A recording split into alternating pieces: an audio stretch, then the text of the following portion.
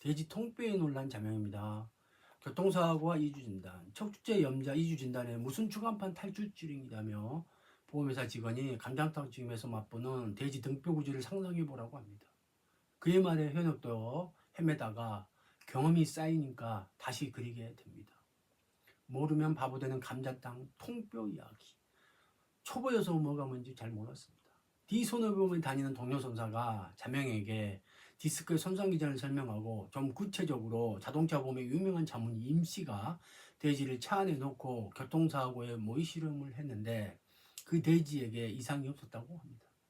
사고로 인한 디스크 돌출을 부정하는 주보선사가 초보선사에게 감자탕의 등뼈 구조를 생각해 보라며 교통사고로 돼지의 디스크가 탈출하지 않는다고 합니다. 머리를 망치로 한 대 얻어맞은 충격이었습니다. 어쩌지요? 몰라서 당했습니다. 초보 시절에는 직립동물이고 나이를 먹은 상태에서 작은 해상으로도 디스크가 덜출되기 쉬운 사람의 척추체 구조가 4발 달린 짐승 돼지의 튼튼한 등뼈 구조와 다르다는 걸 몰랐고 대응조차 할 수 없었습니다. 다른 비교인데 몰라서 당했다는 전설 속 이야기입니다. 요즘은 컴퓨터 시뮬레이션으로 그 충돌 과정과 사람의 움직임도 볼 수 있습니다. 지금도 차대차 사고 시 물리력 전달과 손상 기전들을 부정하거나 돼지 실험으로 대신하는 주모선사 등이 있다면 그들도 소중한 인간이고 그래서는 안 되겠지요. 오래전에 소심한 복수로 그들을 차에 태우고 동일한 조건으로 충돌 실험을 해보면 어떨까요?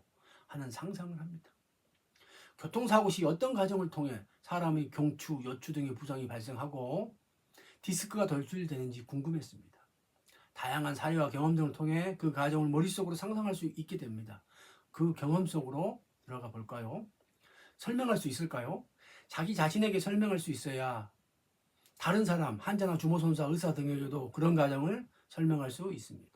잃은 게 있으면 얻은 게 있듯이 실패에서도 배웁니다. 돼지 등뼈와 비교하는 동료 선사 덕분에 자극이 되었고 이렇게 성장할 수 있도록 기회를 줘서 그저 감사할 따름입니다.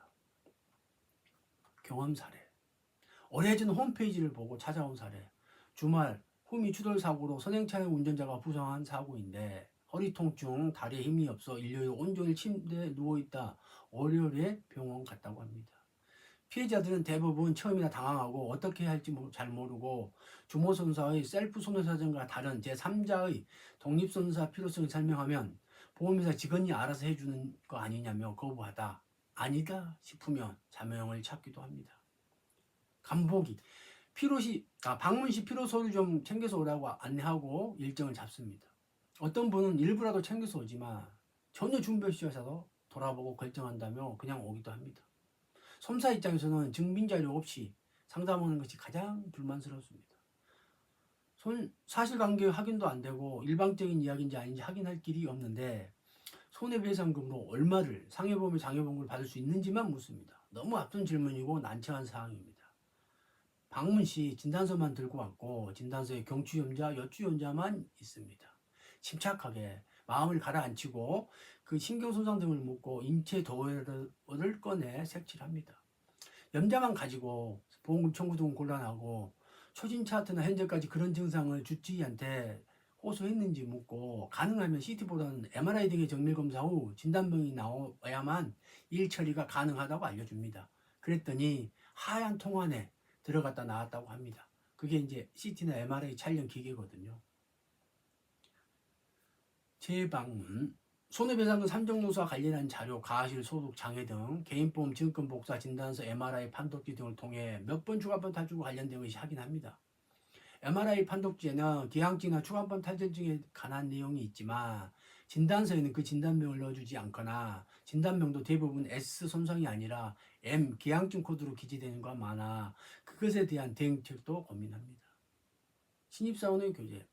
처음으로 물리력 전달을 고민했던 사례입니다.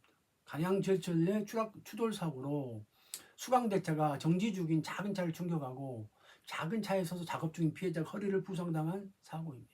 그 당시 피해자 측에서 어느 대학 교수의 물리력 전달의 의견서를 첨부하는데 자명 입장에서는 난생 처음으로 차대차 사고의 물리력 전달이라는 전문가 의견을 보게 됩니다.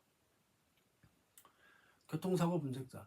그때의 사례는 실패했지만 제대로 알아야겠다며 다짐을 하며 자명이 한 번 더 자극을 받습니다. 그리고 얼마 지나지 않아 깡철 손해사정사무소에 신입사원이 들어왔고 그 친구는 교통사고 분석자를 공부했는데 그 교재 내용 일부를 발췌함 그 속에서 사고 형태와 손상 상태, 손상 기준들을 보게 됩니다. 대물선사는 물리력 충돌과 손상 부위, 차량의 손상 기준과 관련해서 공부할 수밖에 없습니다. 그러나 대인선사는 시험 과목이 아니어서 그런 거를 다루는 교재 자체가 없습니다. 그래서 모를 수밖에 없습니다.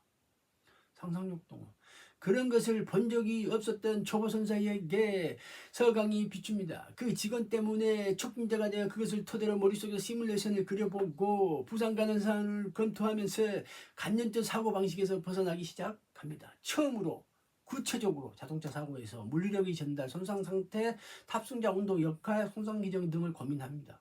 초보의 때를 벗을 준비를 합니다. 상담하면서 그렇게 공부한 것을 토대로 자신에게 또는 피해자에게 후미추돌 사고와 척추죄 부상과의 인과관계, 차대차 물리력 전달과 손상 기전, 이주 진단과 추가반 탈출증 등을 설명할 수 있게 됩니다. 다음 시간으로 이어집니다. 이상은 후미추돌 사고와 이주 진단에 관한 이야기였습니다. 도움이 되셨나요? 구독과 좋아요 눌러주세요. 보험 상식을 추구하는 깡철 선사였습니다.